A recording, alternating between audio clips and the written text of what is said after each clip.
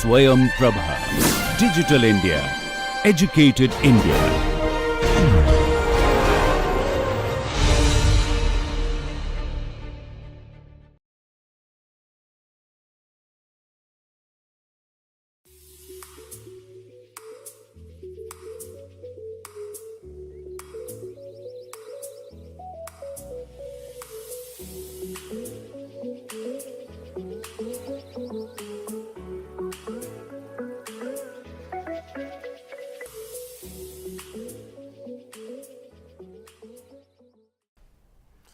Dear students, in the coming classes we are going to discuss the antitrust law in the United States. So, why we should look into the United States? Because the United States is the one country where the competition law or the antitrust law, which is known as synonymously used, and the United States is known as antitrust law because there is a history back, because the law was originally enacted to curb or control the trust, the huge enterprises which they massive assets which form in the nature of trust. They formed this they enacted this particular law to control this trust, that is why it is known as antitrust law in the United States. So, in the modern era it is call it competition law. So, we have to look into this particular law, and mostly the jurisprudence emerge in the United States to look into the various aspects of the competition law as well as the interface. Specifically, we are going to look into in the beginning classes, in the initial classes we are going to look into the law, the antitrust law, and today we are going to look into the antitrust law, and from next class onwards we are going to look into the specific interface between this antitrust law and intellectual property. And we are elaborately going to discuss the jurisprudence emerged in the US jurisdiction, so that we can identify and we can understand the veracity of the interface between intellectual property law and competition law. So, as we said, the antitrust law was passed in the name of Sherman Act, because it was propounded by the one of the senator at that particular point of time. So, the US Congress passed this particular act in response to the growing fear of accumulation of capital by the trusts. The trusts are business enterprises at that point of time, in the industrial age of at that particular point of time, they have started controlling the market, they are monopolizing the market and exploiting the market. So, then the US Congress was forced to pass this particular act, because they were mostly these trust form cartels, and they were trying to control the steel sector, the rail sector, the petroleum industries and other industries. So, the Sherman Act 1890 was actually passed because of the compulsions on the US Congress, because of the exploitative nature of this, in order to curb the exploitative practices of this particular trust. So, the senator, the John Sherman of Ohio at that point of time was the propounder of this particular act. That is why you can see the name of the act is Sherman Act. I think he was I would say that he is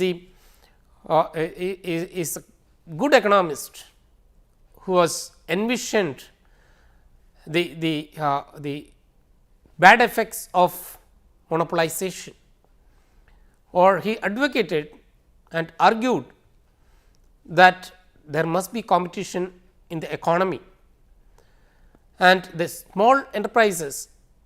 So, the small enterprises the small business firms should grow, and they should compete with the large enterprises like trust.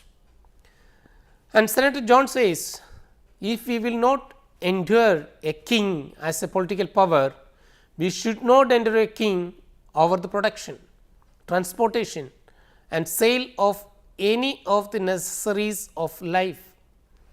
So, king can do no wrong, but business firms, business enterprises can they do wrong. They can monopolize the market, they can exploit the market against the consumer welfare, against the necessary day to day life of people. This is exactly the feeling which is expressed by the Senator John Sherman at that point of time, and the end result is the Sherman Act of 1890. So, the antitrust law, so the name itself says antitrust. Actually, the law is not against trust, but the practices of the trust at that point of time, which are they said that this law is still considered to be the very important component of economic enterprises or free enterprises in America, because this act is considered. So, we can say that this antitrust law of 1890 is considered as the Magna Carta of free enterprise, because the competition law, the competition provisions in order to curb the monopolies is starting from this particular act. So, it is definitely it is the roots of this particular law can be traced back to the common law principles of tort law of unfair competition. So, it is for any common man can understand unfair competition is harmful to the market, unfair competition is harmful to the life of people, unfair competition is harmful to the society at large, unfair competition is harmful to economy. So, there must be certain principles to regulate the monopolization, and also this you can see that the objective of the act at that point primarily to attack the trust, the huge oligopolistic or monopolistic cartels, those who are acted very collusively to form huge cartels and run it parallelly and completely control the market.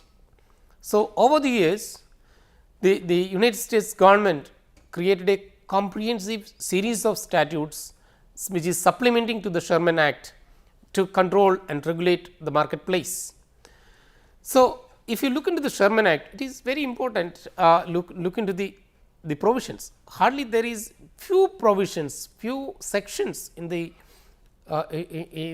Antitrust Act, in the Sherman Act, which controls the entire jurisprudence, which controls the entire competition, which promotes competition in the entire US market. So, section 1 which says that trust etc. in restraint of trade illegal, so penalty, this is the heading which is given to section 1. So, ultimately you can very well see that the section 1 of the Sherman Act, which says that every contract, combination in the form of trust or otherwise, or conspiracy in restraint of trade or commerce among the several states or with foreign nations is declared to be illegal.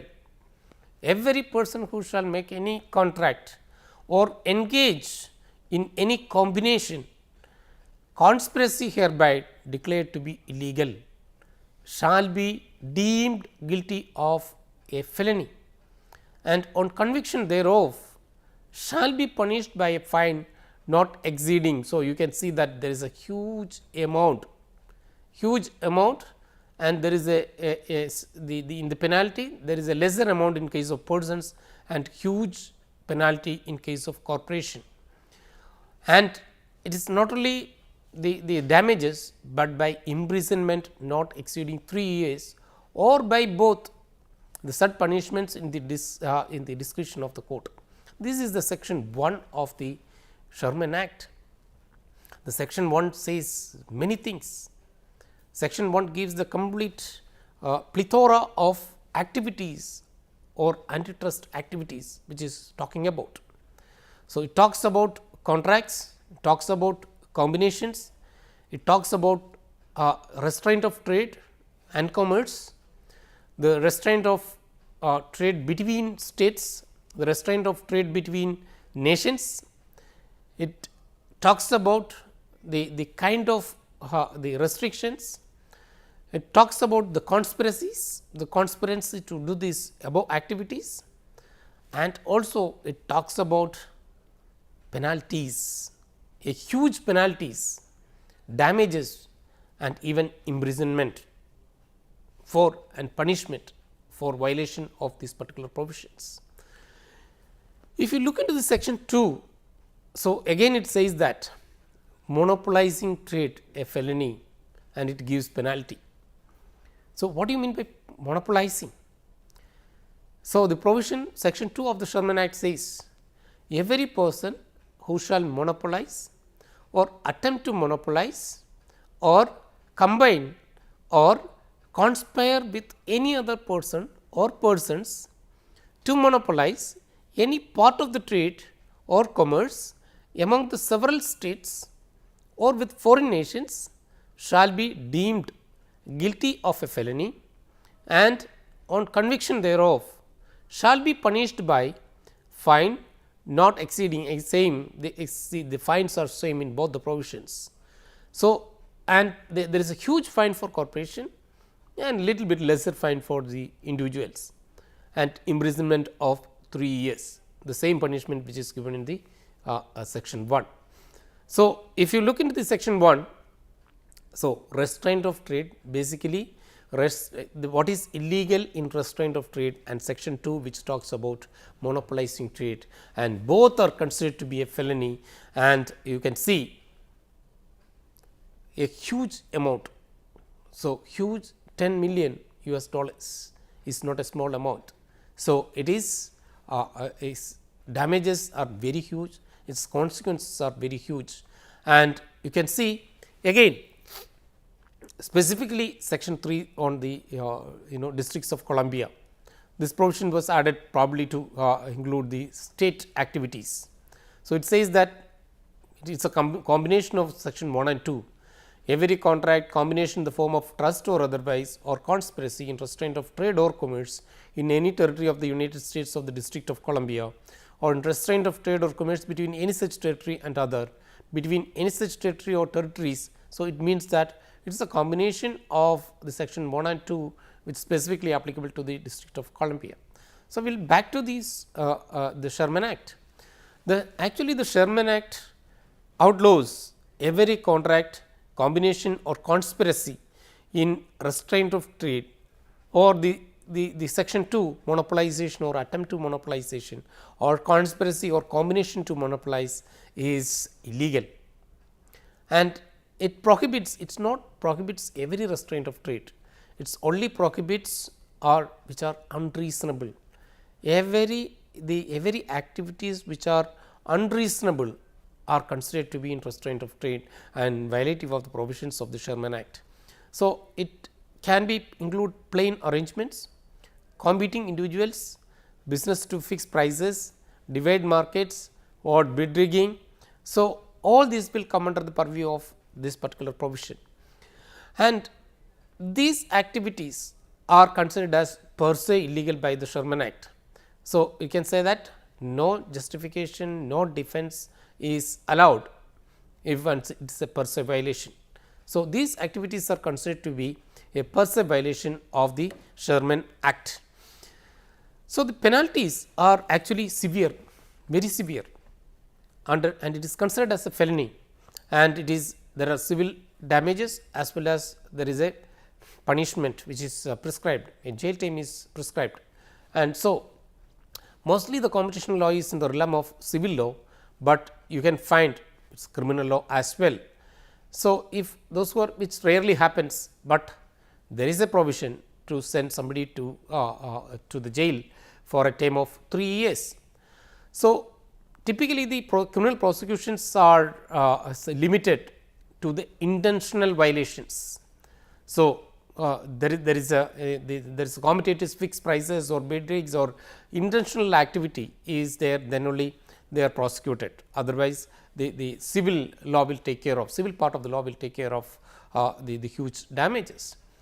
So, here you can see the 100 million is the corporation and 1 million for individuals. So, you can see that there is a huge differences, and 100 million amount is a huge amount as far as the business enterprises are concerned.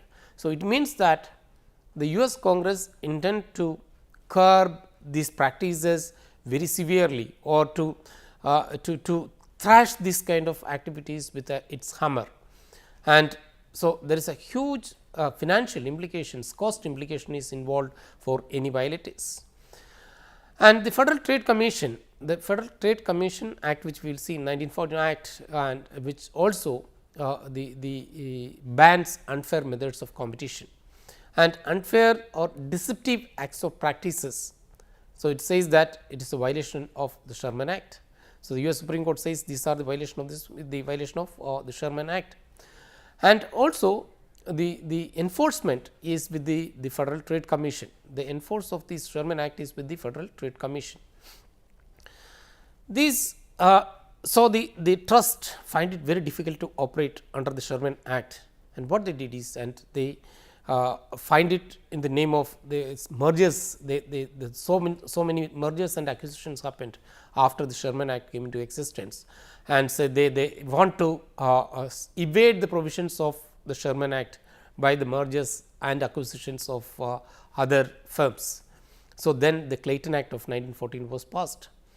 This is basically these provisions of the Clayton Act includes relating to the tying, other activities, other anti-competitive activities of this trust, this like tying, price discrimination, then the enforcement of civil laws, statute of limitations, mergers and acquisitions, then pre-merger notification is required to the FTC, and interlocking of directorates.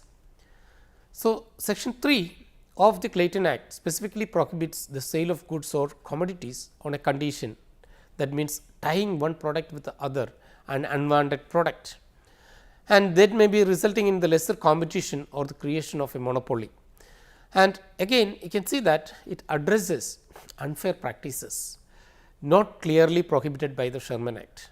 For example, the mergers or predatory mergers and acquisitions or interlocking directorates. So, the arrangements in such arrangements which the same person makes business decisions for several competing companies. So, he may be a director in many companies and he may be contributing or taking decisions of many companies, which is addressed by the Clayton Act. And if you look into the critical component of antitrust law, the jurisdiction is very important. So, it is all these harmful activities are forbidden under the antitrust laws, and the federal courts have the jurisdiction to deal with anti-competitive practices. And also we can find against section 6 of this Clayton Act specifically exempt labor unions and agricultural and horticulture cooperatives from antitrust laws or proscriptions against illegal combination or conspiracies. So, this cooperative is not considered to be combinations. Then specifically sections 7 focuses on this forbids mergers and acquisitions, where the section says that where in any line of commerce or in any activity affecting commerce in any section of the country, the effect of such acquisition may be substantially to lessen competition or to tend to create a monopoly is forbidden under section 7. So, it severely it wants to put restrictions on the mergers and acquisitions for curbing competition in the market. So, and the Department of Justice and the Federal Trade Commission works hand in hand for enforcing the antitrust laws in the United States. So, these two agencies separately issues guidelines for mergers and acquisitions and joint ventures, and but forming joint ventures per se is not illegal, but if they are not in conformity with the antitrust laws, then it is going to be considered, or it is not in accordance with the Clayton Act, then it is considered to be anti-competitive in nature.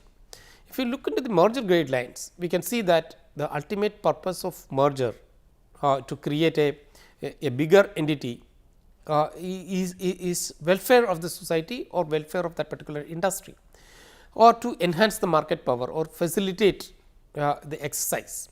But if it is for curbing the market, definitely it is anti-competitive in nature. So, the merger guidelines acknowledges that mergers can create efficiencies, not inefficiencies in the market. So, the mergers can increase the efficiencies in the market, the mergers can reduce the prices as well.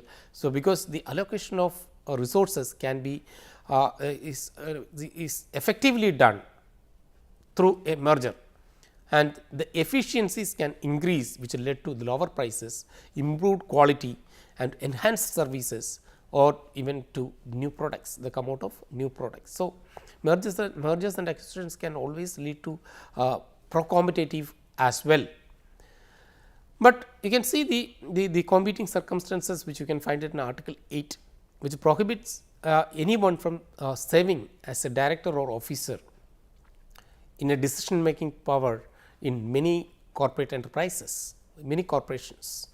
So, section 12 of the Clayton Act also allows an antitrust suit to be brought against a corporation whenever it may be found or transact business and process served whenever it may be found or is an inhabitant. So, this means that the Clayton Act is specifically focused on mergers, acquisitions and the activities of the officers, those who are taking decisions in many companies. Section some of the other sections which you can find guilty of criminal violation of antitrust laws, and the officers and directors those who are found to be guilty of misdemeanor, article 14 which talks about the terminology which is used is misdemeanor, but sending some director or responsible officer to the jail is rarely happened, because always the United States is pro enterprise in nature.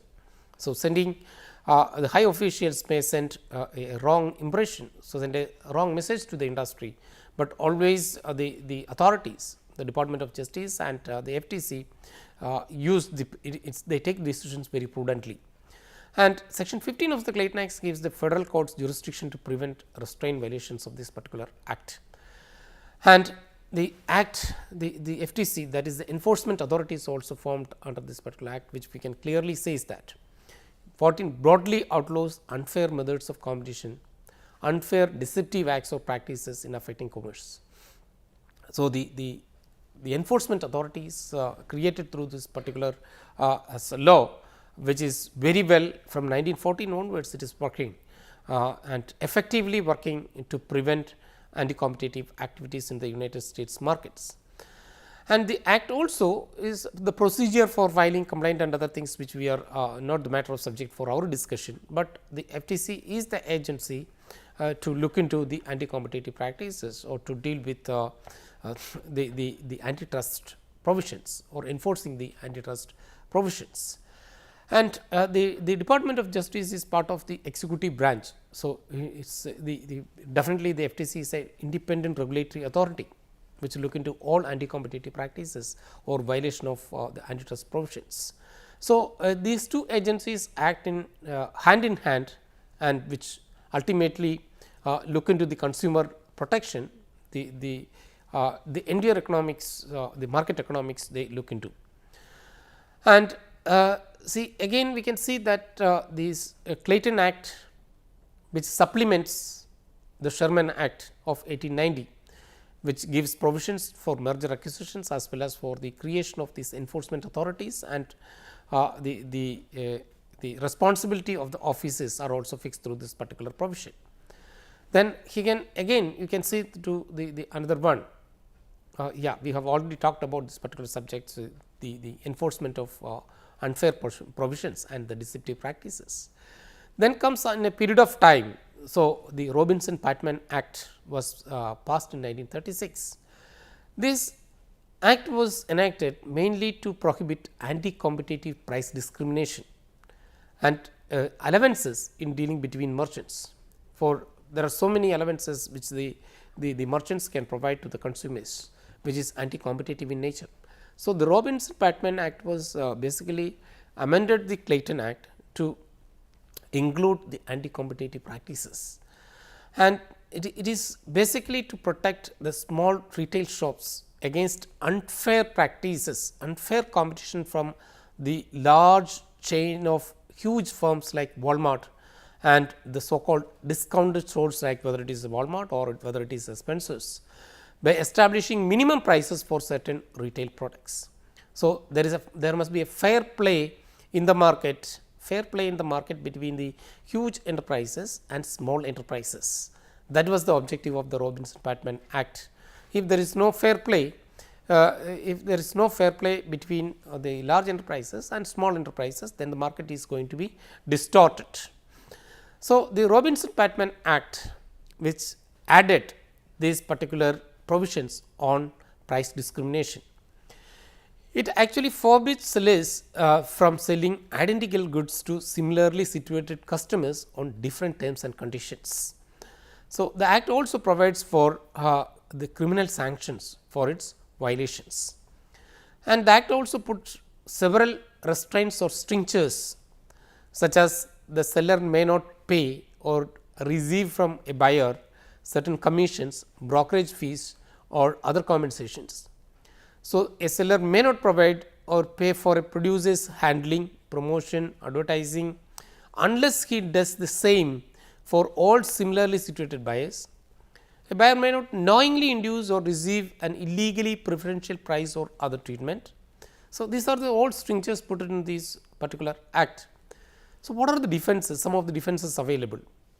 So, if a complaining buyer makes out a prima facie case of discrimination, the Act places the burden of proof is on defense to the seller.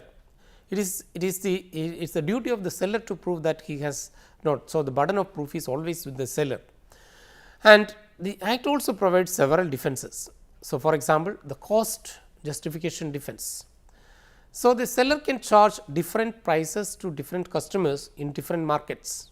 So, this is basically the price justification, because so this can be different manufacturing, sales or delivery cost. It depends upon the market, the potential of the market, as well as the transportation, sales and delivery cost which is involved.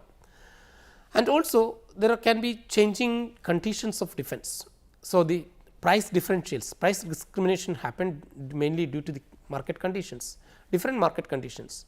These market conditions in response to changing conditions of the market or marketability of the products. So, if there is a high demand and there is an increase in price which is considered to be unreasonable price, then definitely these the provisions of the Act will come into play.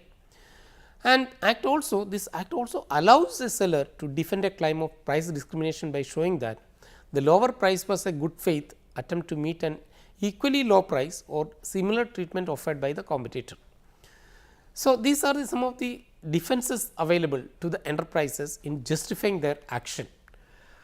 But when it comes to the Second World War and the post World War scenario, the scenario of the US enterprises has completely changed. And after the World War, these US enterprises have an advantage over the world market, and they are use some of the practices which are banned under the Sherman Act, Clayton Act and Robinson-Patman Act as well. So, because these American corporations got a high advantage, the business advantage, or we can say an economic boom after the Second World War. And during the 1950s and 60s, these again the government started criminal prosecutions against the major corporations for the price fixing, conspiracies, cartels and such other kind of anti-competitive activities. So, this is because suddenly if the market conditions become favorable, these conditions, these market corporations, these big corporations, they will start exploiting the market.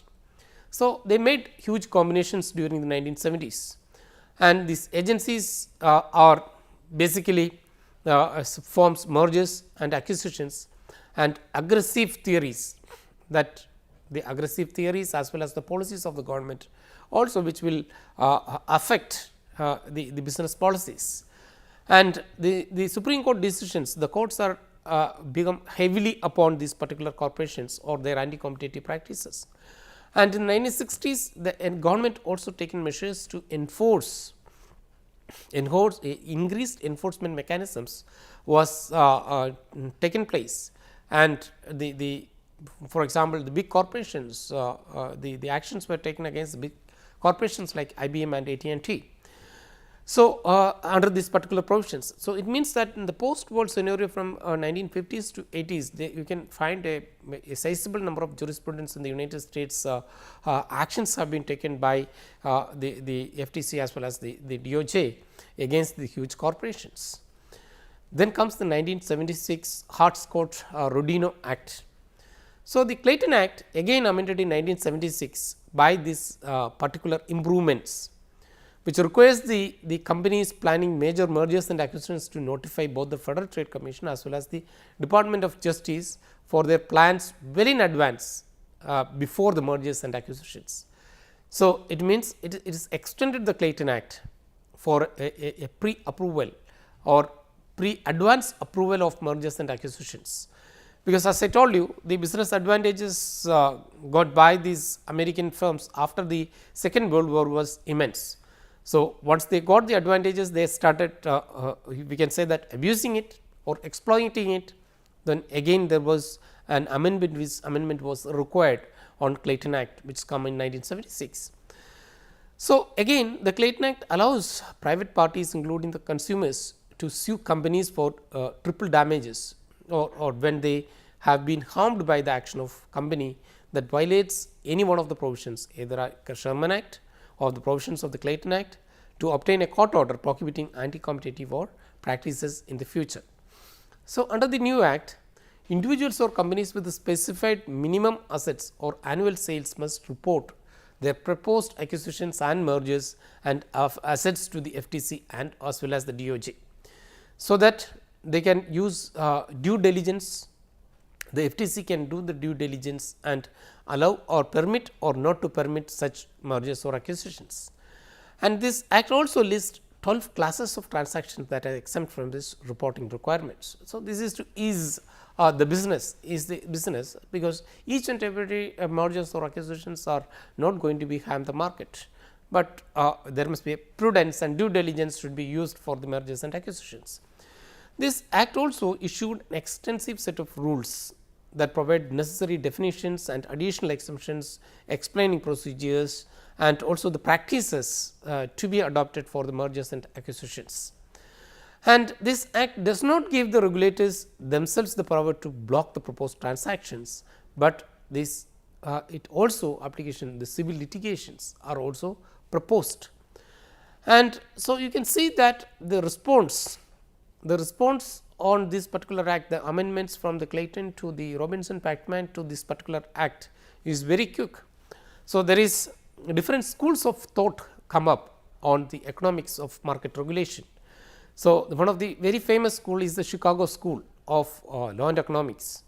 This group of academic lawyers and economists and judges argued for application of economic principles, pure economic principles in legal decision making, so that it is the prudent legal decision making will leads to the prudent judgments, which ultimately on the control of markets.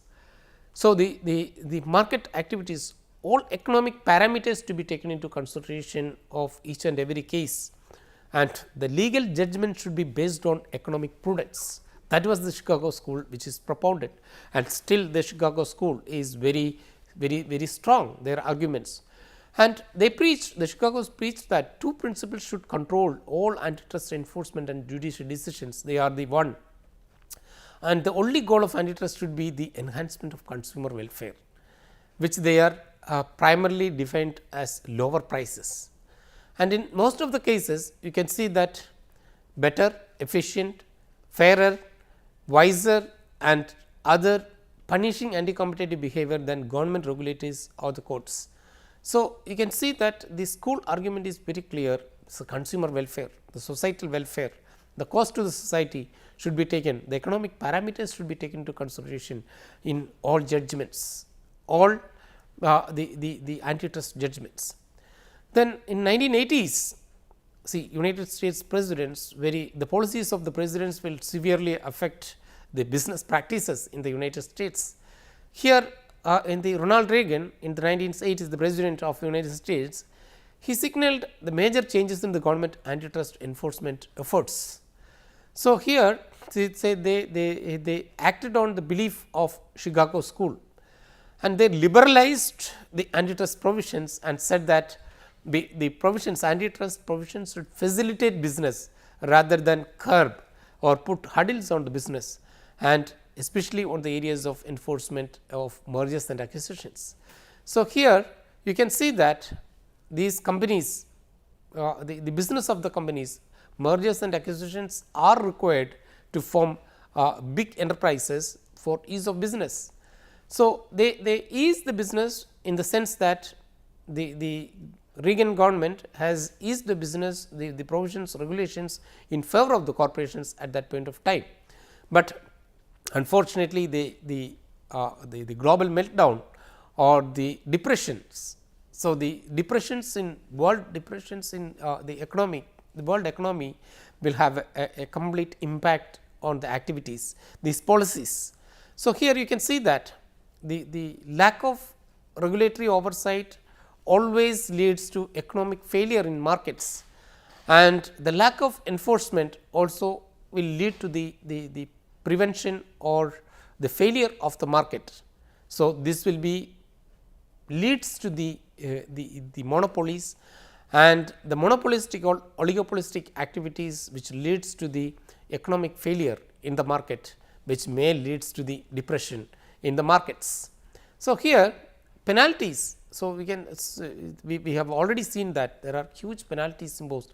These penalties are based on the not based on the Chicago school, definitely the stringent provisions. So, whether it is 1 million or 10 million or 100 billion US dollars, this will be depend upon the activities, the amount of activities of these corporations.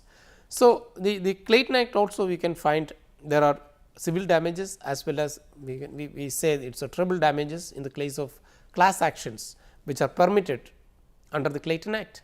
So, the damages include even the attorney fees, a court cost and other costs which are involved in the treble damages in the case of a class action. The class action suits are allowed under the Clayton Act. So, I would say that if you look into the antitrust acts in general, we can see that the antitrust acts are the bone or the which is very cardinal, the cornerstone of the American enterprise system. So, the American enterprises are based on the anti-competitive laws, especially starting from the Sherman Act. There is a severe stringent penalties for the violation of any of the provisions, the competition provisions, and the monopolies. You mean to say that the intellectual property rights, intellectual property laws are the modern laws of the American law in accordance with the TRIPS agreement, but the antitrust provisions are very old in nature, and we have to see in the next classes the interface between these modern laws of intellectual property law versus we can say that these old laws. We can say that the laws of antitrust laws from time to time, the improved laws or the amended laws, how this interface happens, whether the antitrust laws are liberal in nature or whether the antitrust laws are very severely meeting the requirement of monopolies, or they are enforcing the FTC is severely enforcing the monopolistic provisions of the intellectual property law, whether they are liberally approaching, whether there is a coexistence, what is the correlation between these two laws. So, this will we see in the next coming classes, and we will divide the next classes into different areas. We will go theme wise. We will look into this anti-competitive practice, different anti-competitive practices, which we discussed in the earlier classes, the horizontal as well as the vertical agreements. Then we will look into the jurisprudence and what are the enforcement authorities do, and what the courts, especially the judgments and the court decisions, and what is jurisprudence emerged. And that is very important to look into, because the developing countries are actively depending upon the jurisprudence from other countries, especially the rich jurisprudence from the United States, which we will start looking from the next classes. Thank you.